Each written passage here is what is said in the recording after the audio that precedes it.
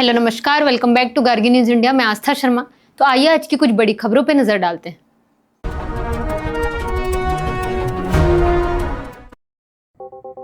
America के राष्ट्रपति Donald Trump ने एक बार फिर बड़ा दावा किया है। ट्रंप का कहना है कि भारत और पाकिस्तान के बीच जब हालात बेहद तनावपूर्ण थे तब उन्होंने खुद दखल देकर युद्ध को रोक दिया था।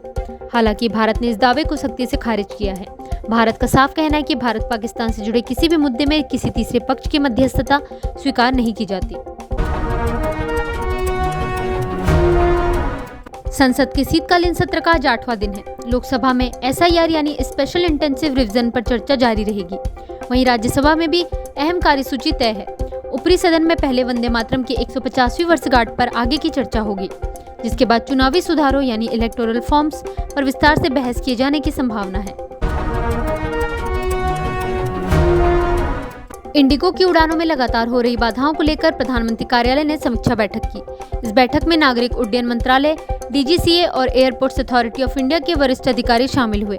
बैठक में उड़ानों के रद्द होने और यात्रियों को हो रही परेशानियों पर विस्तार से चर्चा की गई। इसी बीच इंडिगो एयरलाइन ने अपने उड़ान शेड्यूल को स्थिर करने के लिए बड़ा फैसला लिया है।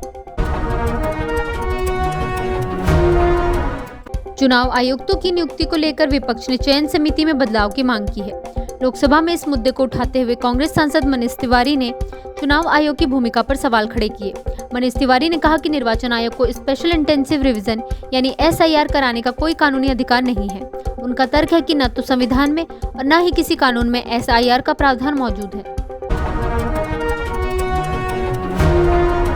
कांग्रेस नेता राहुल गांधी ने भारतीय जनता पार्टी पर गंभीर आरोप लगाए हैं। राहुल गांधी ने कहा है कि बीजेपी चुनाव आयोग की मिलीभगत से वोट चोरी कर रही है। राहुल गांधी का दावा है कि मोदी सरकार ने कानून में बदलाव कर चुनाव आयुक्तों को उनके फैसलों पर पूरी छूट और सुरक्षा दे दी है। उन्होंने कहा, आपने कानून बदल दिया है ताकि चुनाव आयुक्तों को पूरी इम्यूनिटी मिल जाए। वंदे मातरम को लेकर कांग्रेस अध्यक्ष मल्लिकार्जुन खड़गे का बड़ा बयान सामने आया है। खड़गे ने कहा कि वंदे मातरम की पहली 2 पंक्तियों को अपनाने का फैसला केवल पंडित जवाहरलाल नेहरू का अकेले का निर्णय नहीं था। कांग्रेस अध्यक्ष ने इस मुद्दे पर रविंद्रनाथ टैगोर का भी हवाला दिया। खड़गे के अनुसार टैगोर ने कहा था कि उन्हें कविता की पहली 2 पंक्तियों को बाकी गीत से अलग करने में कोई कठिनाई नहीं हुई। पश्चिम बंगाल की मुख्यमंत्री ममता बनर्जी ने मनरेगा को लेकर केंद्र सरकार के खिलाफ कड़ा रुख अपनाया है। ममता बनर्जी ने मनरेगा को दोबारा शुरू करने के लिए केंद्र की ओर से भेजी गई शर्तों वाली नोट को सार्वजनिक रूप से फाड़ दिया।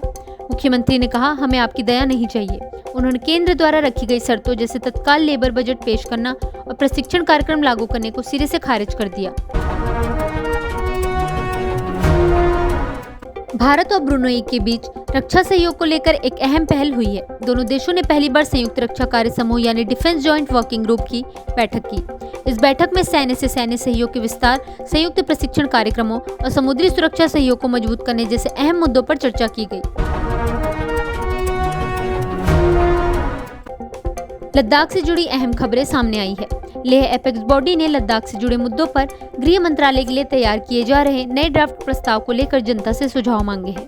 लेह एपेक्स बॉडी का कहना है कि यह प्रक्रिया पारदर्शी और सभी को साथ लेकर चलने वाली होनी चाहिए। बॉडी के सदस्य मुस्तफा हाजी ने साफ तौर पर कहा कि केवल सोशल मीडिया पर टिप्पणी लेना पर्याप्त नहीं है।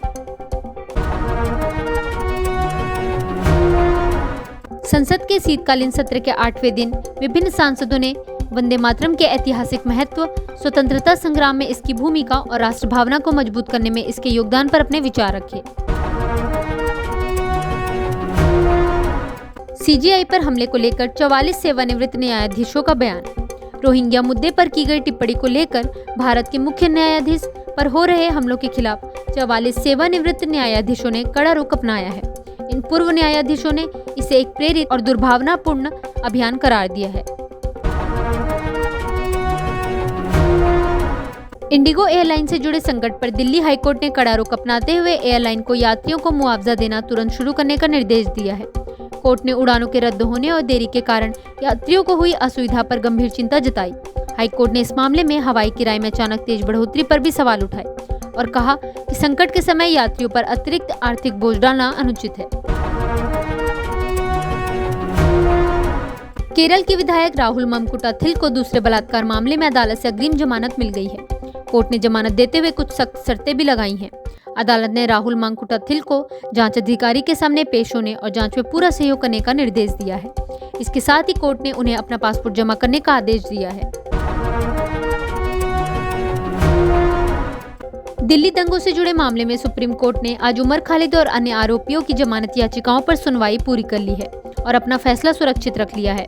इससे पहले आरोपी शर्जील इमाम ने अदालत में कहा कि केवल भाषण देने के आधार पर यूएपीए के तहत आरोप नहीं लगाए जा सकते।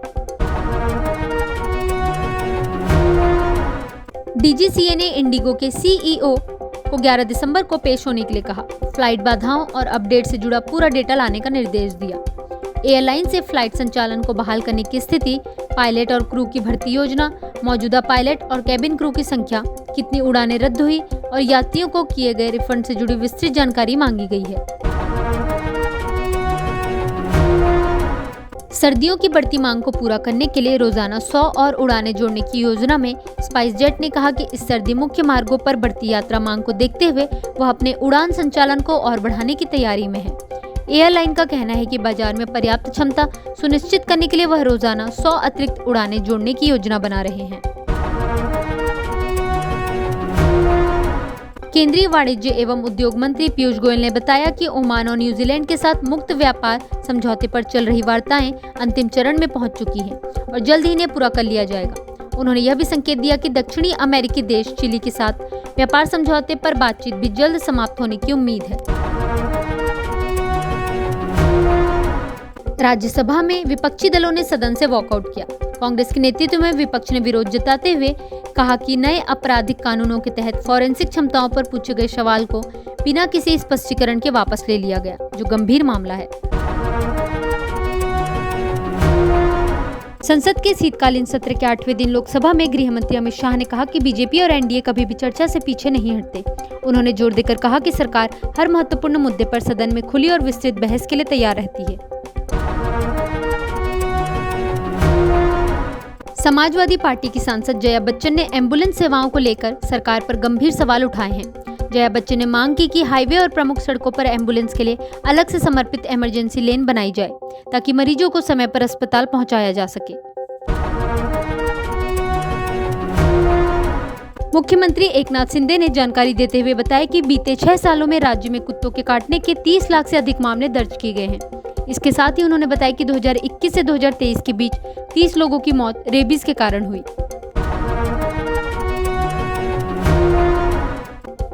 तृणमूल कांग्रेस के एक सांसद ने संसद में आरोप लगाया कि सरकार सूचना का अधिकार के तहत जानकारी सार्वजनिक करने से लगातार कतराती रही है। सांसद ने कहा कि पारदर्शिता सुनिश्चित करने के लिए बनाए गए आरटीआई कानून की भावना को कमजोर किया जा रहा है। टीएमसी सांसद ने सदन को यह भी बताया कि नवंबर 2025 तक केंद्रीय सूचना आयोग के 10 में से 8 पद खाली हैं।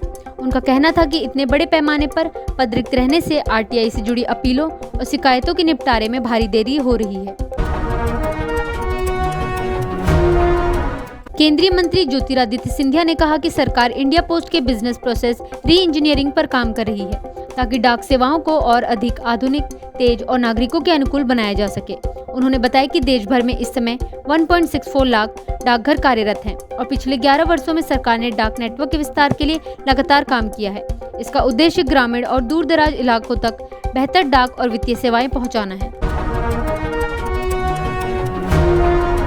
बांग्लादेश के विदेश सलाहकार ने कहा कि शेख हसीना को भारत से वापस लाने के लिए बांग्लादेश अपने कूटनीतिक प्रयास जारी रखेगा। उन्होंने स्पष्ट किया कि यह मामला कानूनी प्रक्रिया और आपसी कूटनीतिक संवाद के माध्यम से आगे बढ़ाया जा रहा है। ई कॉमर्स दिग्गज अमेज़न ने घोषणा की कि वह 2030 तक भारत में अपने विभिन्न कारोबारों में $35 अरब का निवेश करेगा। यह निवेश लॉजिस्टिक, क्लाउड सेवाएं, डिजिटल इंफ्रास्ट्रक्चर और रोजगार सृजन जैसे क्षेत्रों में किया जाएगा। अमेज़न का यह निवेश अन्य वैश्विक टेक कंपनियों की तुलना में कहीं बड़ा है। आंकड़ों के मुताबिक अमेज़न का निवेश माइक्रोसॉफ्ट के $17.5 अरब के निवेश से 2 गुना है, जबकि यह गूगल की $15 अरब की योजना से करीब 2.3 गुना अधिक है। एक हालिया सर्वे के मुताबिक जनवरी से मार्च 2026 के दौरान कॉर्पोरेट भारत ने दुनिया में दूसरी सबसे मजबूत हायरिंग आउटलुक दर्ज की है। यह वैश्विक स्तर पर भारत के रोजगार बाजार की मजबूती को दर्शाता है। सर्वे में बताया गया कि 2026 की पहली तिमाही के लिए नेट एम्प्लॉयमेंट आउटलुक 52% रहा। यह आंकड़ा पिछली तिमाही की तुलना में 27% अधिक है। और पिछले साल की इसी अवधि के मुकाबले 30% की बढ़त दर्शाता है। माइक्रोसॉफ्ट के सीईओ सत्या नाडेला ने ऐलान किया कि कंपनी अगले 4 वर्षों में भारत में $17.5 अरब का निवेश करेगी। यह निवेश एशिया में माइक्रोसॉफ्ट का अब तक का सबसे बड़ा निवेश बताया जा रहा है। अपने एआई टूर की शुरुआत से पहले सत्या नाडेला ने नई दिल्ली में प्रधानमंत्री नरेंद्र मोदी से उनके कार्यालय में मुलाकात की। इस बैठक के तुरंत बाद उन्होंने भारत के लिए इस मेगा निवेश योजना की घोषणा की। प्रधानमंत्री नरेंद्र मोदी और केंद्रीय वाणिज्य एवं उद्योग मंत्री पीयूष गोयल अगले हफ्ते ओमान की यात्रा पर जा सकते हैं। इस दौरे के दौरान भारत ओमान मुक्त व्यापार समझौते पर हस्ताक्षर किए जाने की संभावना है। भारतीय क्रिकेट स्टार विराट कोहली की नंबर 1 वनडे बल्लेबाज बनने की कोशिश को बड़ा बढ़ावा मिला है। आईसीसी ओडीआई रैंकिंग में कोहली दूसरे स्थान पर पहुंच गए हैं। विराट कोहली अप्रैल 2021 से नंबर 1 ओडीआई बल्लेबाज नहीं रहे हैं, जब पाकिस्तान के बाबर आजम ने उन्हें शीर्ष स्थान से पीछे कर दिया था। लेकिन अब कोहली एक बार फिर टॉप रैंकिंग के बेहद करीब पहुंच चुके हैं।